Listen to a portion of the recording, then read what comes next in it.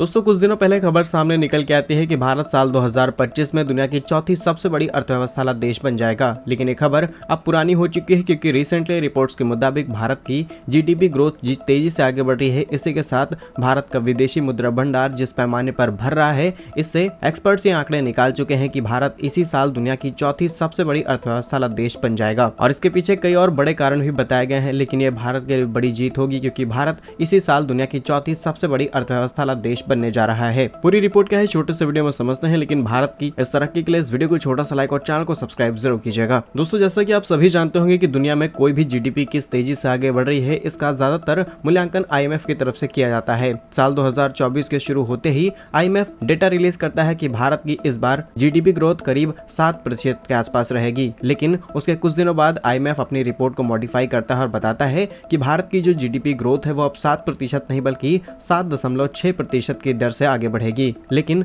अब इस रिपोर्ट को फिर से मॉडिफाई किया जा चुका है और बताया गया है कि अब भारत की अर्थव्यवस्था 7.8% की दर से आगे बढ़ने वाली है। वहीं ये तो सिर्फ आईएमएफ की रिपोर्ट है। अगर प्रैक्टिकली इन चीजों को देखा जाए तो मार्च में खबर सामने निकल के आती है कि भारत के फॉरेक्स रिजर्व यानी कि विदेशी मुद्रा भंडार अपने हाईएस्ट टाइम पर पहुंच चुके हैं। यानी कि साल 2024 में ये आंकड़ा करीब 642.63 बिलियन यूएस डॉलर का हो जाता है। और कल फिर भारत के विदेशी मुद्रा भंडार ने अपने रिकॉर्ड्स तोड़ते हुए करीब 2.56 बिलियन यूएस डॉलर और ज्यादा एड ऑन किए हैं। यानी कि अब भारत का विदेशी मुद्रा भंडार 644.15 बिलियन यूएस डॉलर पहुंच चुका है। और पिछले एक साल के अंदर हमने इसमें बहुत बड़े उछाल देखे हैं। 21 अक्टूबर 2023 के डेटा के मुताबिक भारत का विदेशी मुद्रा भंडार सिर्फ 662 बिलियन यूएस डॉलर का था। और इसमें हम बहुत सारी चीज इंक्लूड करके चलते हैं। गोल्ड, स्पेशल ड्रॉइंग राइट्स, जिसमें उस समय भारत के पास करीब 495 billion US dollar foreign currencies, gold करीब 38 बिलियन यूएस डॉलर और एसडीआर करीब 18 बिलियन यूएस डॉलर का था। लेकिन अब इन सभी रिकॉर्ड्स को तोड़ते हुए भारत इस समय अपने उच्चतम विदेशी मुद्रा भंडार पर पहुंच चुका है। वहीं बात की जाए चौथी सबसे बड़ी अर्थव्यवस्था बनने की, तो इस समय जापान ने एक और बहुत बड़ा डिक्लाइन फेस किया है।